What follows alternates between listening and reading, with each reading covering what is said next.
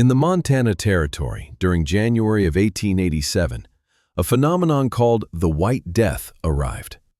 For the cattlemen managing herds north of the Yellowstone River, it wasn't just a weather system, it was a cataclysm. The temperature didn't merely fall, it plunged into an abyss. For weeks on end, the mercury was fixed at 30 degrees below zero, while an unceasing wind howled out of the north. This wind could leach the warmth from any living creature in a matter of minutes. Inside a typical frontier cabin, experiencing this level of cold was not about discomfort, it was a stark calculation of survival. You can picture the classic pioneer dwelling, the welcoming fire, the rustic appeal. The truth was, a drafty wooden container that bled heat like a sieve.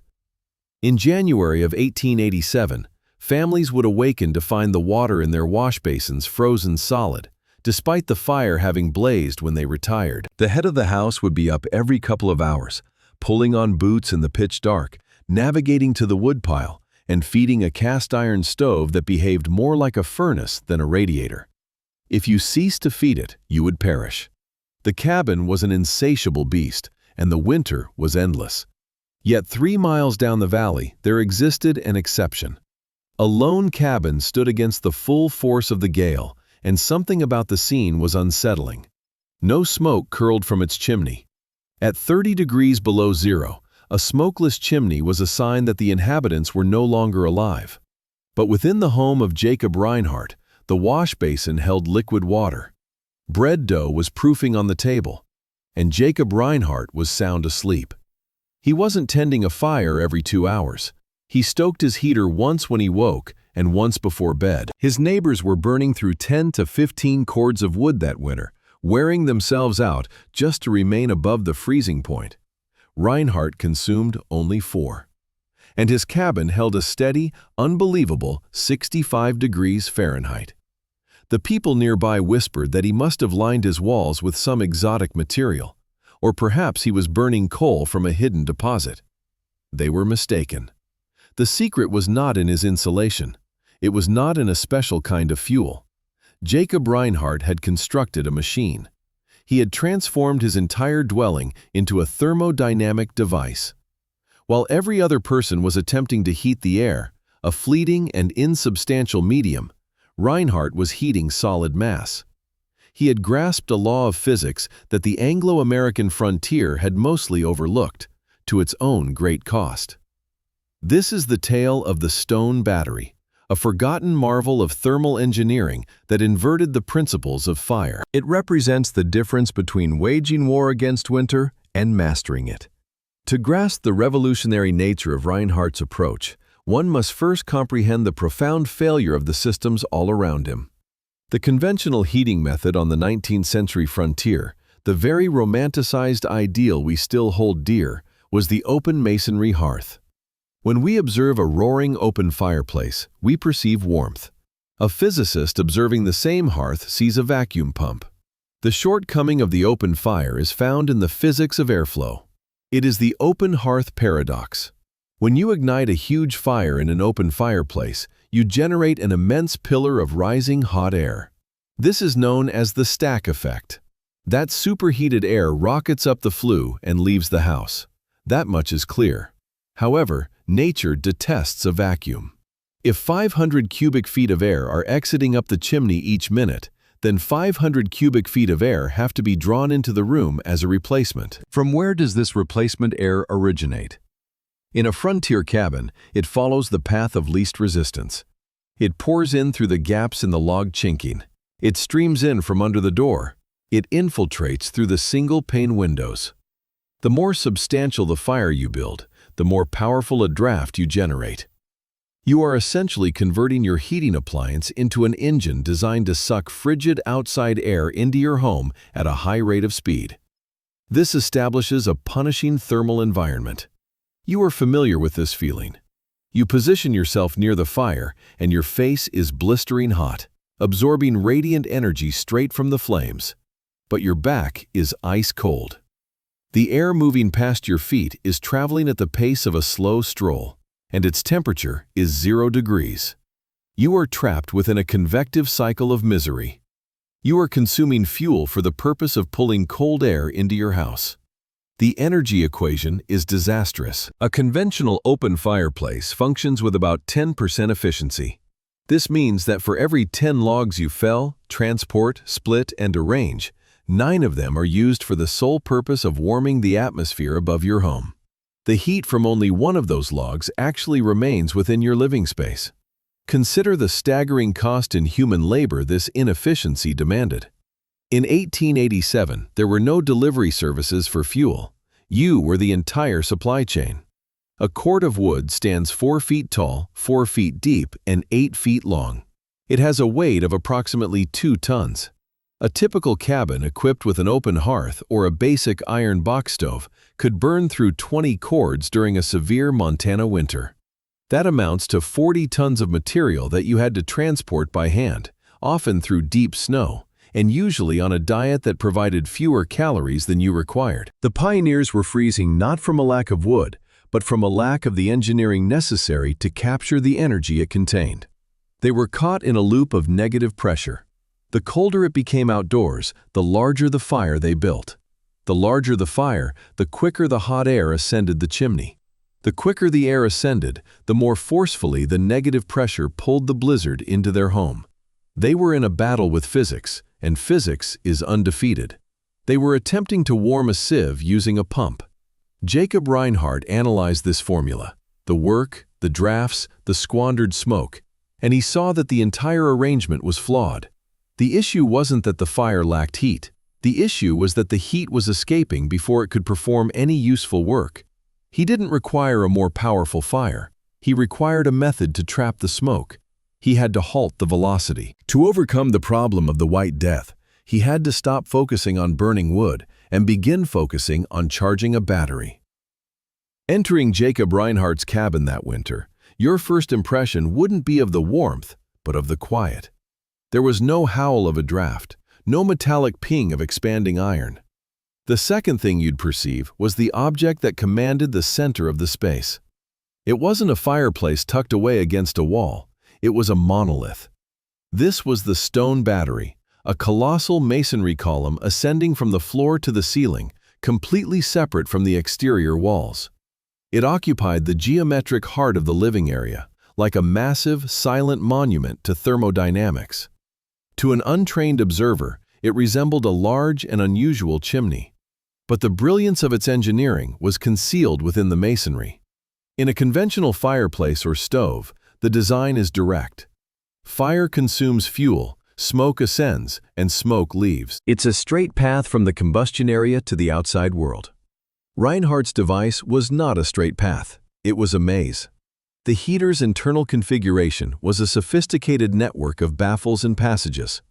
When the fire blazed in the firebox, the intensely hot gases, achieving temperatures over 1,500 degrees, were denied an easy exit. They were instead channeled into a winding route. The smoke would travel up a main passage, strike a substantial stone cap, and then be directed horizontally. It would subsequently be drawn downward through side passages, resisting its natural tendency to rise, before finally making another upward turn to leave the structure. This configuration is frequently referred to as a contraflow system. It compels the hottest gases to move against their inherent nature, pulling them down through the heater's mass. This accomplishes a vital physical goal.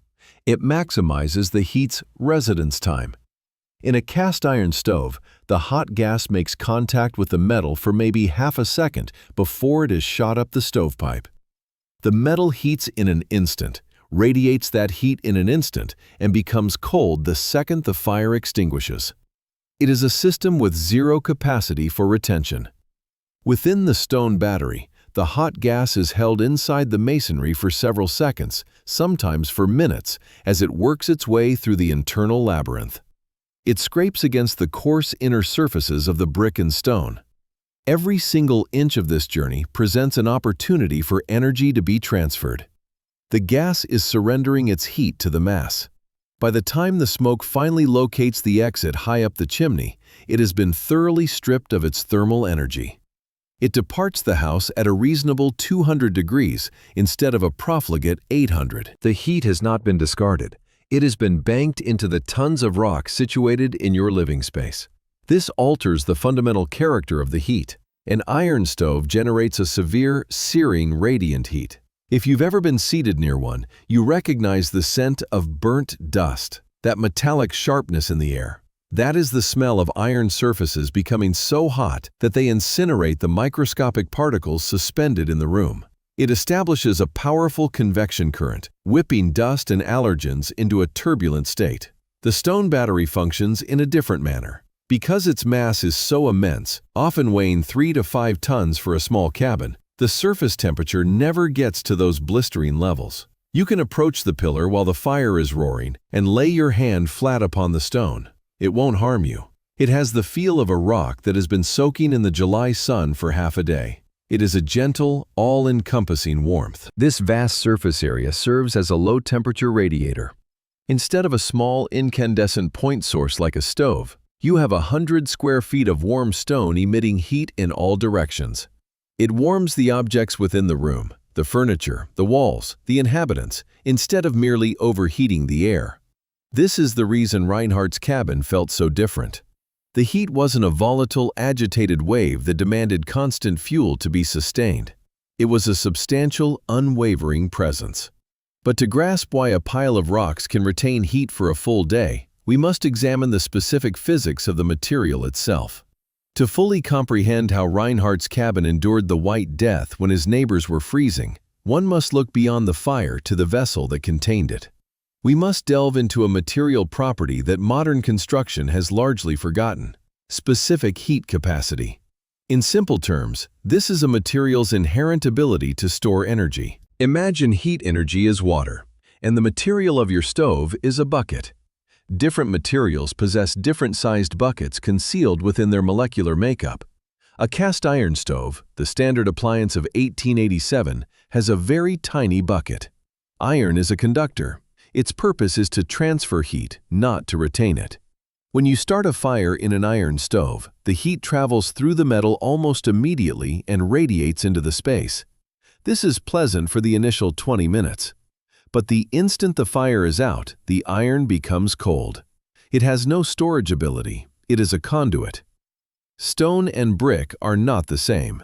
In physical terms, stone possesses roughly twice the specific heat capacity of iron. The true benefit, however, comes from the sheer quantity. You cannot place 5,000 pounds of cast iron in your living area, but you can readily construct a 5,000-pound stone column. They are not good conductors, but they are enormous reservoirs. It requires a vast amount of energy to increase the temperature of that much stone by a single degree. This might seem like a drawback. It implies the heater takes a considerable time to warm up. But in the realm of thermodynamics, patience is a strategic advantage. Once that stone is filled with heat, it holds on with a tenacious molecular tenacity. It transforms into a battery. This gives rise to a phenomenon known as thermal lag. This is the duration it takes for a wave of heat to travel from the interior of the firebox to the external surface of the masonry. In a heater of Reinhardt's design, the core walls could be 6 to 8 inches of solid brick and stone. When the fire is blazing at 6 a.m., the heat enters the inner surface of the masonry. It doesn't arrive at the outer surface right away. It moves through the dense material at a measurable speed, often about an inch per hour. This means the warmth generated by the morning fire doesn't actually finish arriving in the room until midday. The heat from the evening fire doesn't fully emerge until 3 a.m. Herein lies the brilliance of the design. You are separating the work of making the fire from the comfort of the space. With a wood stove, the room's temperature soars when the fire is hot and plummets when it goes out. A graph of the temperature would resemble a sharp, jagged saw blade. It's a severe fluctuation between sweating and shivering. The stone battery functions as a thermal flywheel. In the world of mechanical engineering, a flywheel is a heavy, spinning disc connected to an engine. It demands a great deal of energy to get it rotating, but once it's in motion, its momentum smooths out the engine's jerky piston strokes. It ensures the engine operates smoothly and consistently. The masonry heater accomplishes the very same thing with heat. It takes the violent, high-intensity energy of a wood fire, which unleashes thousands of BTUs in a brief period, and absorbs it into its mass. The mass then releases that energy as a slow, constant hum. It levels the curve. It converts a 2-hour burst into a 24-hour distribution. This is an area where our modern intuition often leads us astray. Today, when we consider energy efficiency, we focus on R value. R value is a measure of resistance. It quantifies how effectively a material prevents heat from moving. Fiberglass insulation has a high R value because it traps air and inhibits heat transfer. We construct our houses to be like styrofoam coolers, lightweight and resistant. But Jacob Reinhardt was not building a cooler. He was building a capacitor. Stone has a very poor R value. It is not an insulator. If you were to construct a thin stone wall, the cold would pass right through. But because the mass is so enormous, and because it is charged with heat from within, the dynamic changes. It isn't attempting to block the cold from entering. It is overpowering the cold with a stored reserve of warmth. However, a flywheel is ineffective if you don't know how to make it spin. To make the stone perform, Reinhardt had to burn his wood in a manner that would have horrified his neighbors.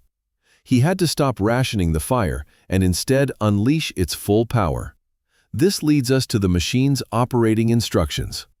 A battery is of no use if one doesn't know the proper charging method, and it was here that the intuition of the American frontiersman completely missed the mark.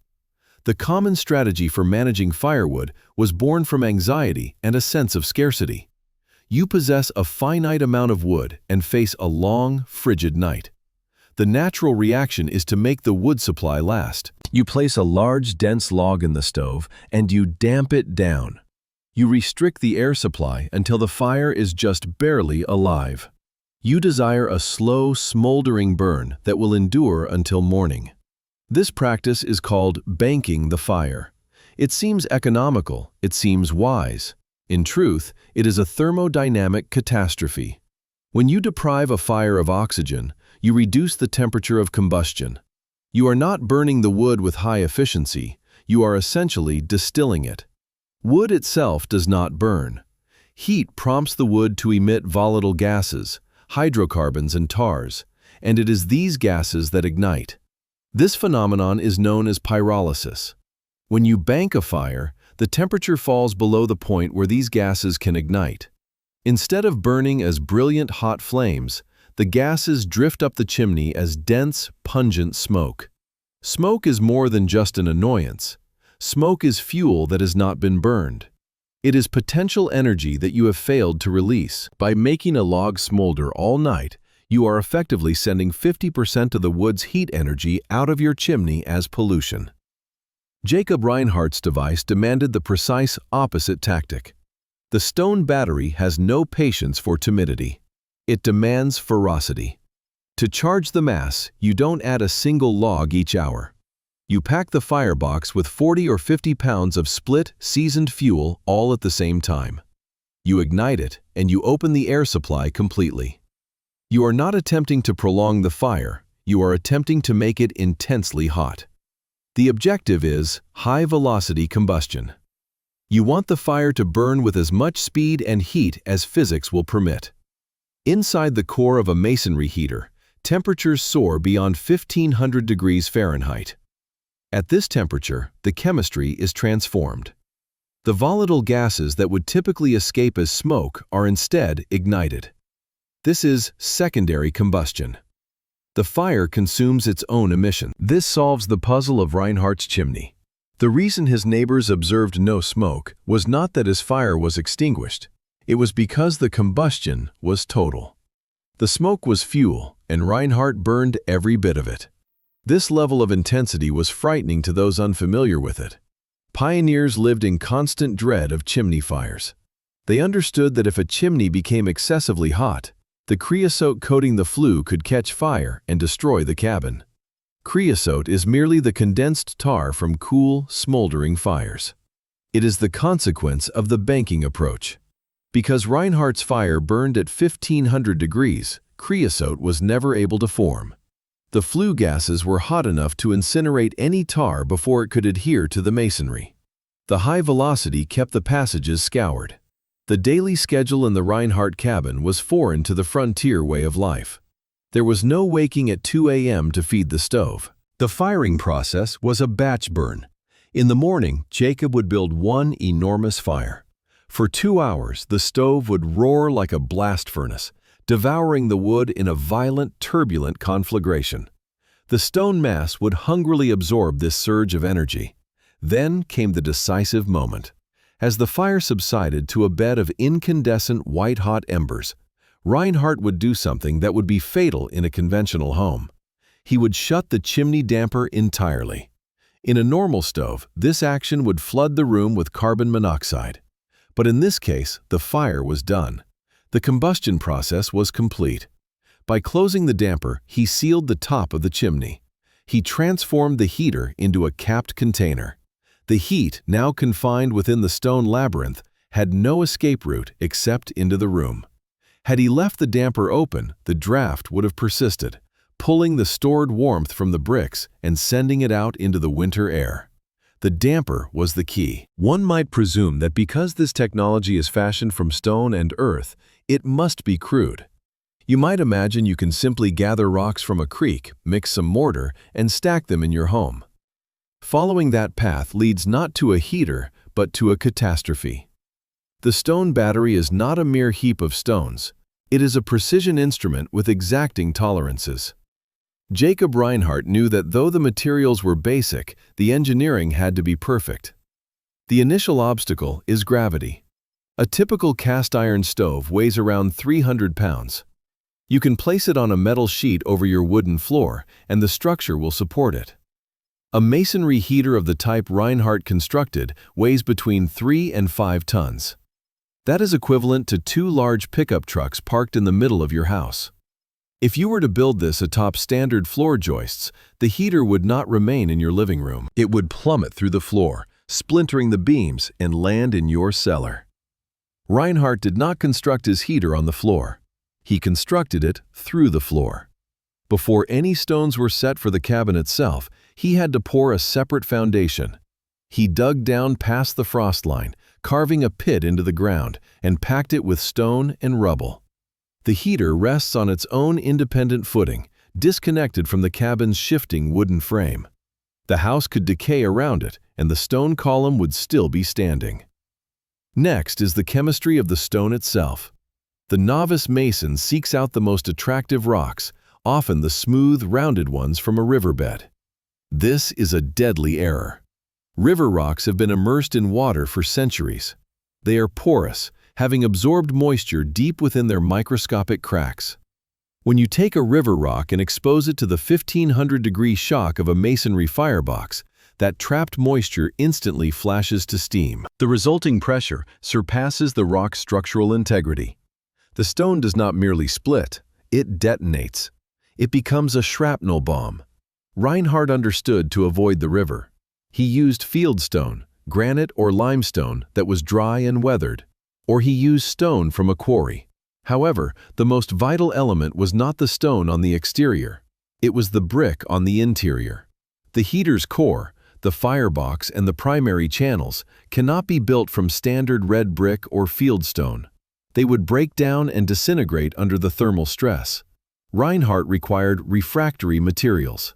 In 1887, that meant fire brick, a special type of ceramic baked at extremely high temperatures to endure the assault of the flames.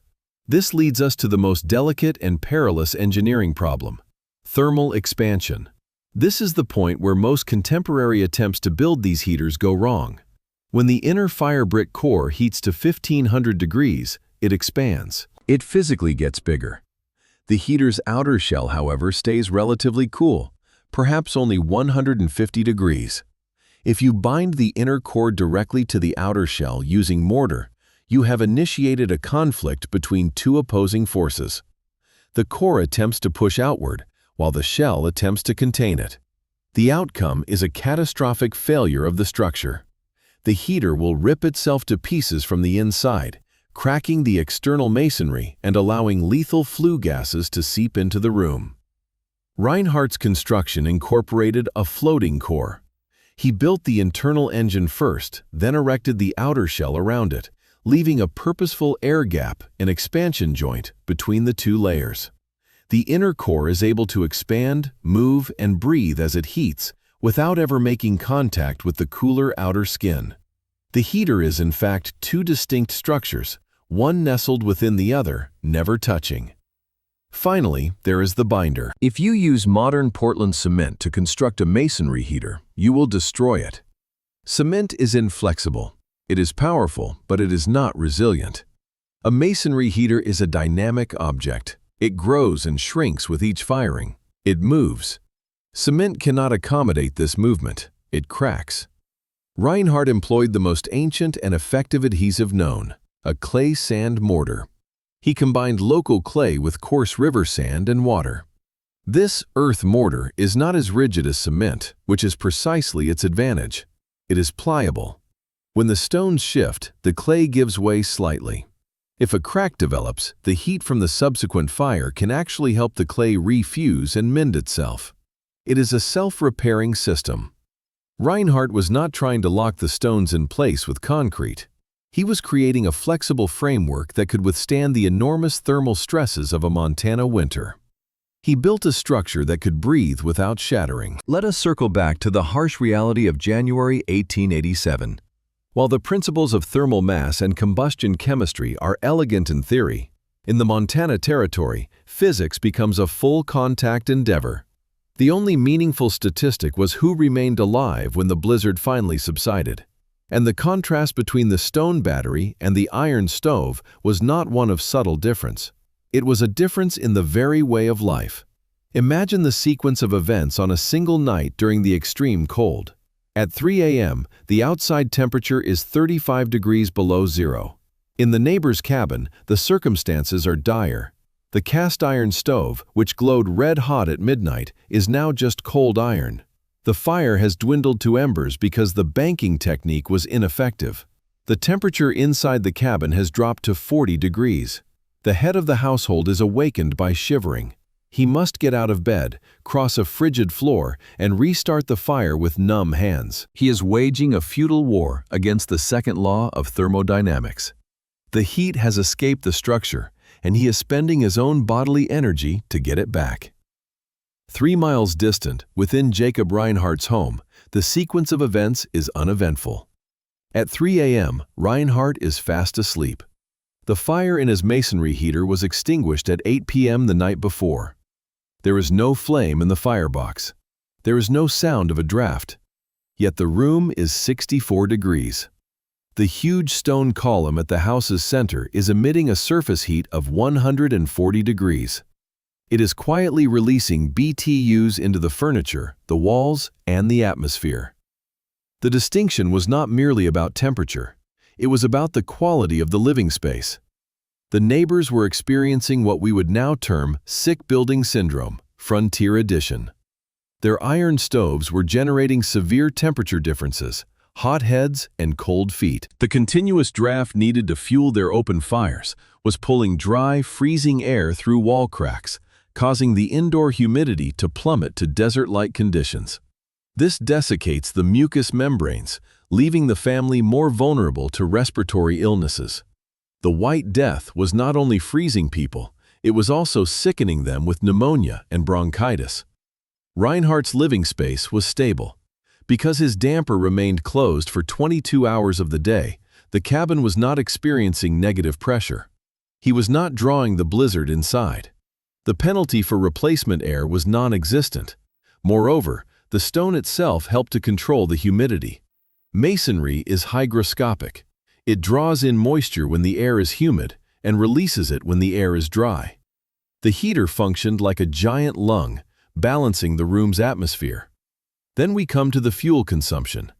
This is where engineering translates into economic survival. When the spring melt finally came and the survivors counted their losses, the difference was stark. The typical cabin had burned through between 15 and 20 cords of wood. Reinhardt had used approximately 6. This represents a 60 to 70% reduction in fuel. It is crucial to grasp the reason for this. It wasn't because Reinhardt's wood held more energy. A pound of pine possesses the same potential energy no matter how it is burned. The key difference was the efficiency of capture. The neighbors using iron stoves were running a system where 60% of the heat escaped up the pipe. Those with open fireplaces lost 90%. Reinhardt was running a system where 80 to 90% of the heat was stored in the stone. He didn't need to cut 20 cords of wood because he wasn't wasting 14 of them. To imagine that Jacob Reinhardt was an isolated genius who conceived of this machine from scratch would be incorrect. He was not an inventor in the truest sense. He was a conduit for knowledge. The very technology that ensured his survival in 1887 did not spring from the American West. It was conceived in the brutal cold of Northern Europe and Russia, centuries before the first pioneer wagon ever forded the Mississippi. The stone battery is known by many names. In Russia, it is the pechka, a colossal masonry device often large enough for an entire family to sleep upon. In Finland, it is the taka. In Sweden, the kakaloon. But whatever the local term, the underlying physics were the same because the challenge was the same. These societies had to endure winters that could kill an unprepared person in hours, and they had to manage this with scarce fuel. They could not afford the luxury of being wasteful. The impetus for this innovation was a worldwide event known as the Little Ice Age. From the 1300s to the 1800s, Europe experienced severe, prolonged winters. At the same time, the continent was facing a wood shortage.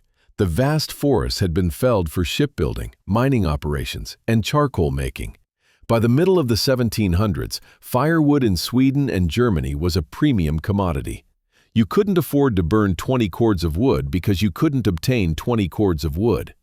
This necessity drove an evolution in technology. The open fireplace, which had been the norm for millennia, was suddenly recognized for what it was, an indulgence of the profligate. By a royal order in Sweden in 1767, the king tasked architects with creating a more efficient stove to prevent the nation from freezing. The outcome was the baffled masonry heater. It was a technology born from scarcity. It was designed with the specific goal of extracting every last joule of energy from each piece of wood. So, how did this knowledge find its way to a secluded cabin in the Montana Territory?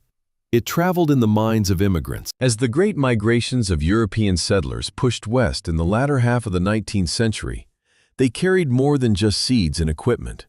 They carried their thermal heritage.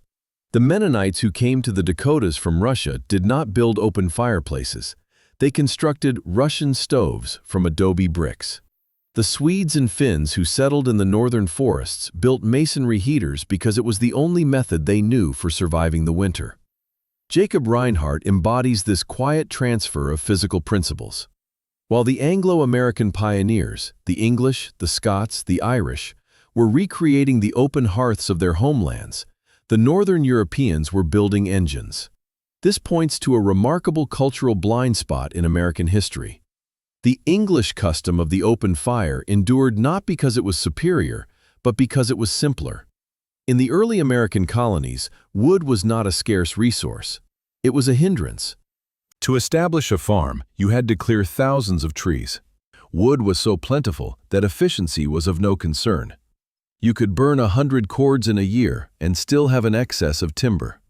The open fireplace, wasteful, drafty, and inefficient, persisted in America because we were wealthy in fuel. We had the means to be thermodynamically indolent. But by 1887, on the high plains of Montana, the forests were gone.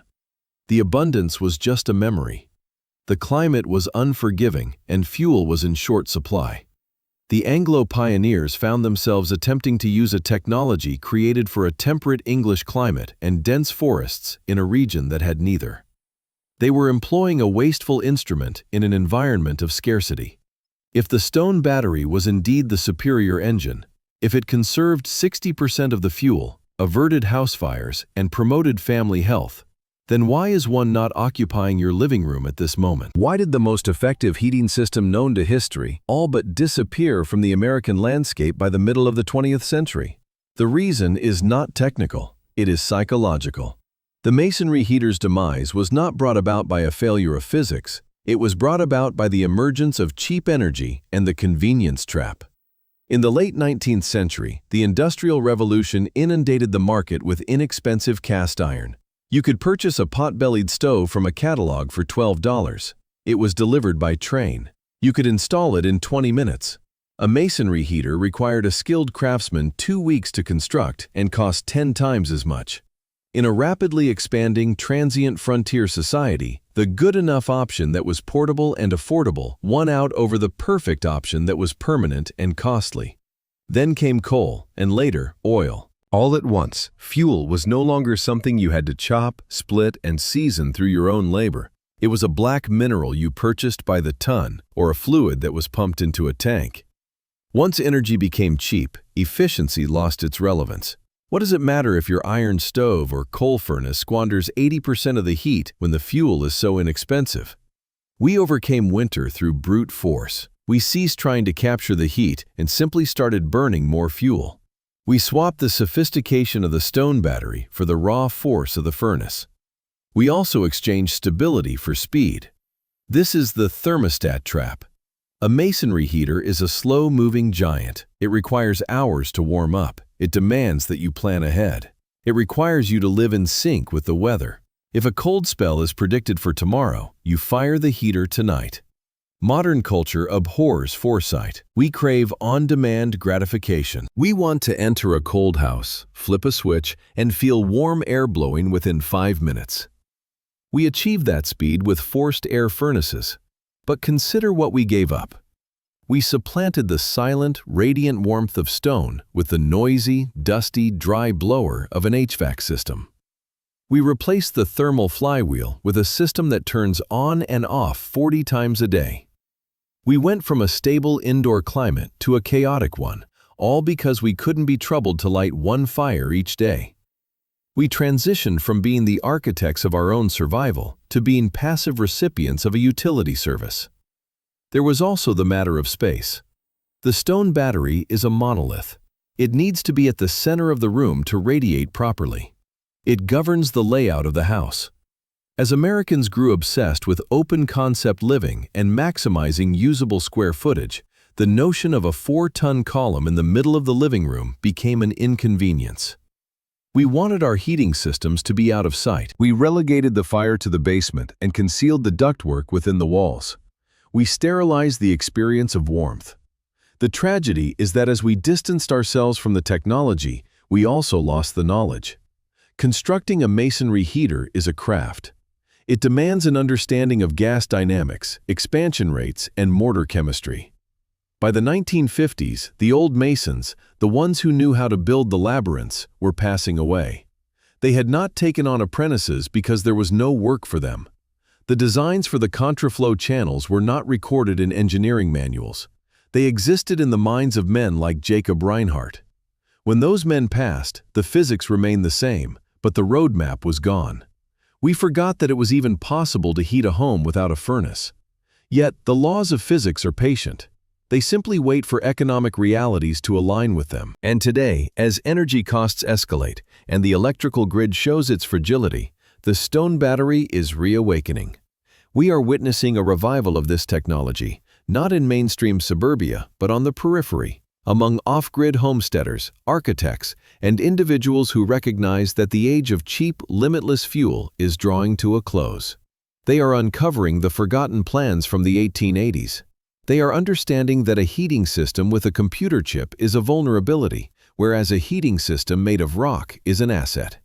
The modern use of this principle extends beyond simply burning wood. We are seeing the resurgence of thermal mass as the core concept in sustainable design. Consider passive solar houses. They are, in essence, masonry heaters with a fire located 93 million miles away.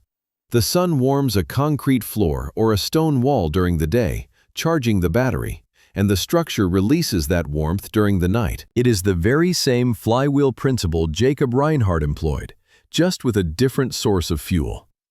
We are finally acknowledging a difficult truth about modern building practices.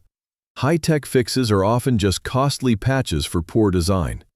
We construct houses from lumber, fiberglass, and plasterboard. These materials have no thermal mass.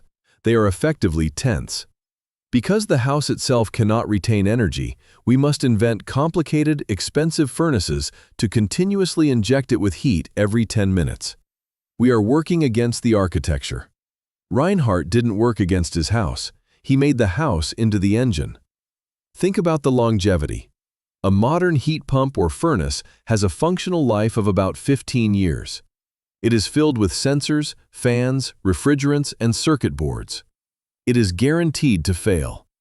A masonry heater has precisely 0 moving parts. It cannot fail.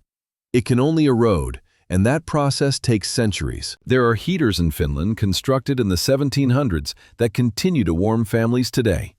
That is a return on investment that no contemporary appliance can ever hope to equal.